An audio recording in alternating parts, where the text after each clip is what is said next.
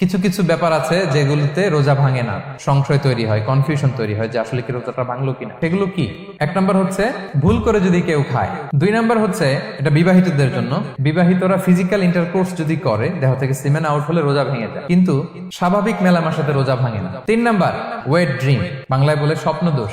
ঘুমের মধ্যে এমন কিছু দেখলেন ফলে আপনার সিমেন আউট হলো, আপনার রোজা ভাঙবে না, শুধু আপনি ঘুম থেকে উঠে ফরজ গোসলটা করে নিলেই হবে। চার নাম্বার হচ্ছে ব্লাড টেস্ট, ব্লাড টেস্ট করলে রোজা ভাঙে না। পাঁচ নাম্বার হচ্ছে অনিচ্ছাকৃত বমি। ছয় নম্বরে নোজ ব্লিডিং, নাক দিয়ে রক্ত ঝরলে মানুষের রোজা ভাঙে না, আনলেস যদি অনেক বেশি অ্যামাউন্টের হয়, আপনি ক্লান্ত হয়ে পড়েন, তখন তো আপনি রোজা ভাঙতে পারেন। সাত নাম্বার রোজা রেখে দাঁত ফেলতে পারবো কিনা, দাঁত ফেললে যে রক্ত বেরোয় এতে রোজা ভাঙে না। আট নাম্বারটা হচ্ছে ইনজেকশন, রোজা রেখে ইনজেকশন দেওয়া যাবে কিনা। কিছু কিছু ইনজেকশন দেওয়া যাবে, কিছু কিছু দেওয়া যাবে না। কোনগুলো দেওয়া যাবে না?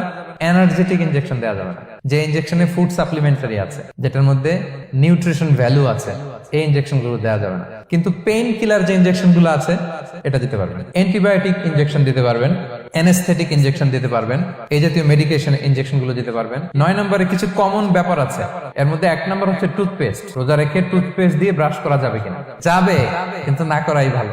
আই ড্রপ দেওয়া যাবে। এরপরে ডায়াবেটিক পেশেন্ট যারা আছে তারা ইনসুলিন দিতে পারবেন, এত রোজা ভাঙে।